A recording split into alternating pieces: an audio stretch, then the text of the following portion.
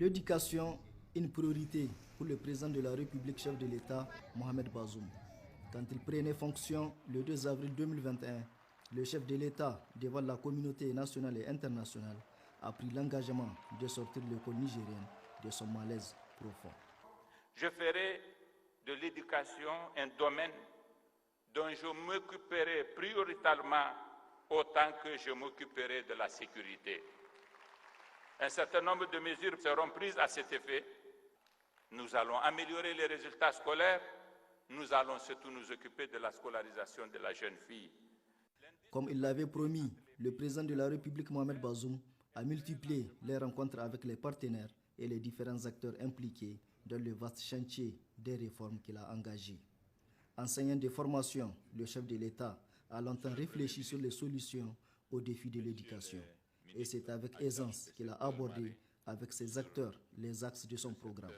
Un programme qui s'articule autour des actions de réactualisation et de rationalisation de la carte scolaire, de la poursuite de la construction et de la réhabilitation des infrastructures scolaires, de la professionnalisation et du renforcement des capacités du corps enseignant et d'une réforme de la fonction et de la formation des enseignants pour améliorer le système scolaire nigérien. Un an après, cette vision du président de la République commence à se concrétiser avec l'enregistrement des premières réalisations tant au ministère de l'Éducation nationale qu'au ministère de l'Enseignement supérieur et de la Recherche. La première décision qui a été prise et qui est actée aujourd'hui, c'est de réformer les écoles de formation initiale d'enseignants, depuis la base, c'est-à-dire les instituteurs. Et nous avons, à partir de cette année, déjà inscrit plus de 3000 élèves maîtres dans les différentes écoles normales, au nombre de 8, avec le niveau bac. Également, le président de la République a permis aujourd'hui de recruter un certain nombre d'enseignants directement, dont 344 scientifiques pour le secondaire, 2150 enseignants contractuels et 6000 enseignants, dont plus de 5200 du primaire, âgés de plus de 45 ans, dont la situation a été régularisée vis-à-vis de la Caisse nationale de sécurité sociale, qui vont bénéficier donc de leur retraite complète. Et nous avons également donné la force au niveau régional aux inspections pédagogiques régionales, c'est-à-dire à l'encadrement pédagogique, parce que tout doit commencer par l'enseignant. Et nous venons là également de doter toutes les inspections pédagogiques régionales de moyens logistiques. Maintenant, il y a la question fondamentale sur laquelle je voulais faire le focus, c'est la scolarisation de la jeune fille. Elle est transversale. Cette question, elle est au centre de toutes nos stratégies. Et nous l'avons déjà dit, pour le président de la République, le constat est le suivant. 25% des filles sont mariées avant l'âge de 15 ans. Près de 75% des filles sont mariées avant l'âge de 18 ans. Le seul moyen de réguler ces mariages précoces et ces grossesses précoces, c'est d'instruire les filles. Les instruire, c'est les maintenir dans le système, au moins jusqu'à l'âge de 18 ans. Et pour cela, il faut créer l'environnement pédagogique nécessaire.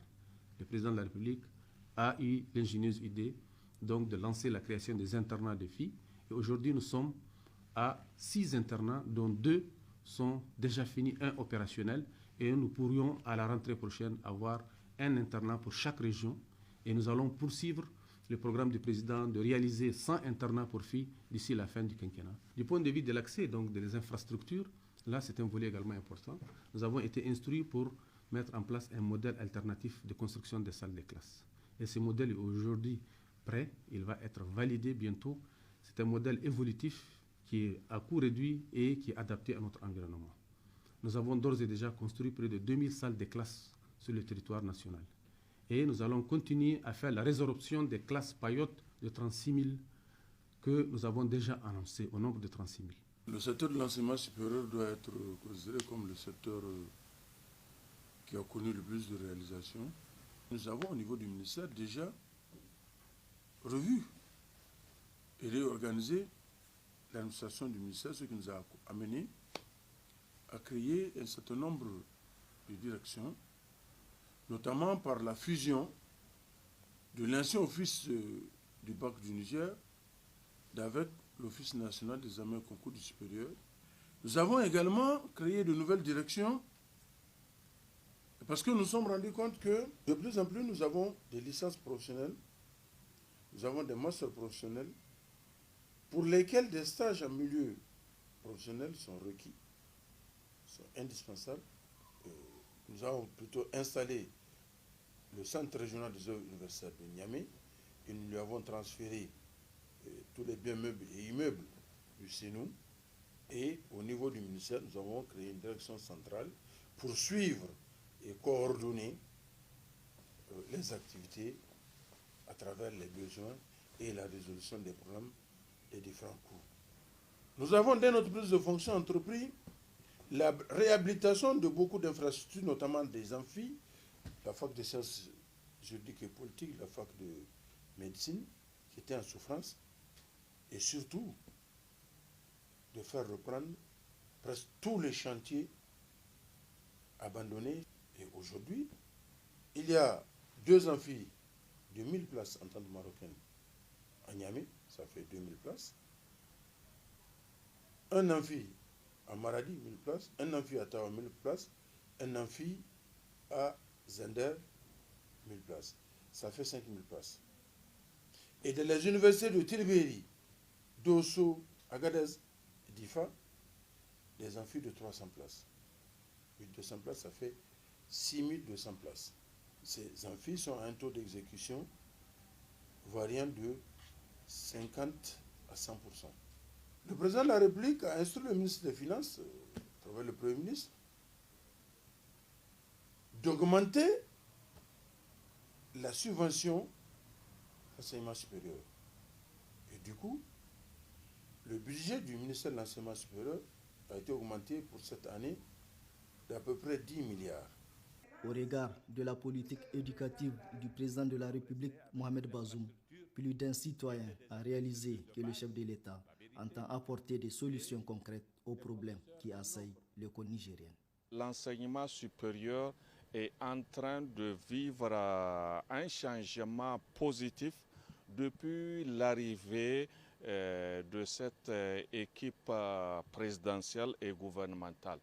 Un changement positif dans la mesure où aujourd'hui, si vous visitez l'université Abdou Moumouni, vous allez constater que toutes les facultés sont en chantier. En ce qui concerne le problème personnel enseignant-chercheur, là aussi, nous notons quand même un pas de plus parce que le président de la République a autorisé le recrutement de plus de 300 enseignants-chercheurs. Nous avons constaté un petit rehaussement de nos subventions et nous appelons encore toujours à un peu plus d'infrastructures, plus de personnel enseignant-chercheur et surtout plus de personnel PAT. Du point de vue aussi traitement salarial, nous venons de traverser 2 mois sans difficulté.